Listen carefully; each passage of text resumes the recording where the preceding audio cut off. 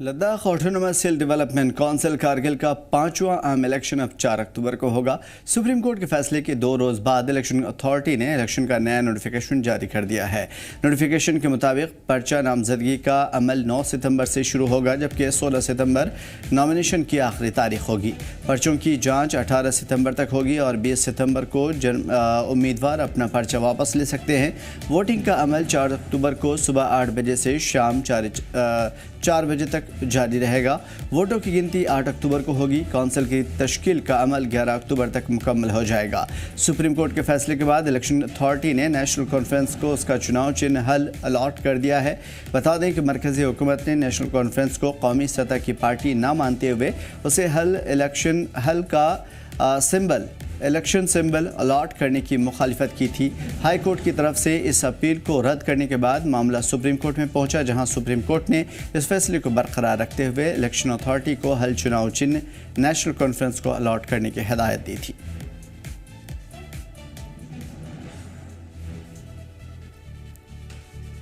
नई तारीख के ऐलान के साथ ही सियासी जमातों की तशहीरी मुहिम जोर पकड़ने लगी है। सभी उम्मीदवार वोटर्स को लुभाने की कोशिश में लगे हुए हैं। LHDC के 5वें आम इंतखाबात में हिल काउंसिल के कुल 26 सीटों पर वोट डाले जाने हैं। इंतखाबी मैदान में कम से कम 89 उम्मीदवार अपनी किस्मत आजमा रहे हैं। बता दें कि 194 उम्मीदवारों ने पर्चा दाखिल किया था, जिनमें 109 ने अपना पर्चा वापस ले लिया है। सुप्रीम कोर्ट के फैसले से पहले नेशनल कॉन्फ्रेंस के लोगों ने आज़ाद उम्मीदवार के तौर पर पर्चा दाखिल किया था, जबकि 17 BJP, 21 कांग्रेस और 4 आम आदमी पार्टी के हैं। PDP इस दफ़ा इलेक्शन नहीं लड़ रही है। पिछली दफ़ा उसके 2 उम्मीदवार जीते थे, लेकिन दोनों अब इस वक्त BJP में शामिल हो चुके हैं। वाज़ेह हो कि चौथे लद्दाख ऑटोनोमस हिल डेवलपमेंट काउंसिल में सबसे ज़्यादा 17 मेंबरान नेशनल कॉन्फ्रेंस के थे, जबकि कांग्रेस दूसरी बड़ी जमात थी। दोनों जमातें इस दफ़ा मिलकर चुनाव लड़ रही हैं। दोनों पार्टियां कारगिल डेमोक्रेटिक अलायंस का हिस्सा हैं। साथ ही इलेक्शन लड़ने में आम आदमी पार्टी ने पहली बार काउंसिल के इंतखाबात में अपने उम्मीदवार मैदान में उतार दिए हैं, लेकिन असल मुकाबला NC कांग्रेस इत्तेहाद और BJP के दरमियान होगा।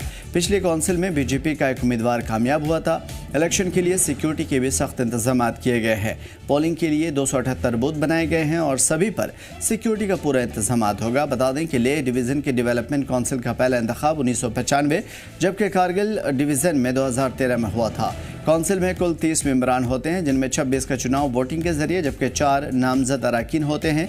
काउंसिल की क़यादत चीफ एग्जीक्यूटिव काउंसिलर करता है, जिसका दर्जा काबीना वज़ीर के तौर पर होता है। एग्जीक्यूटिव कमेटी में कुल 5 मेंबरान होते हैं।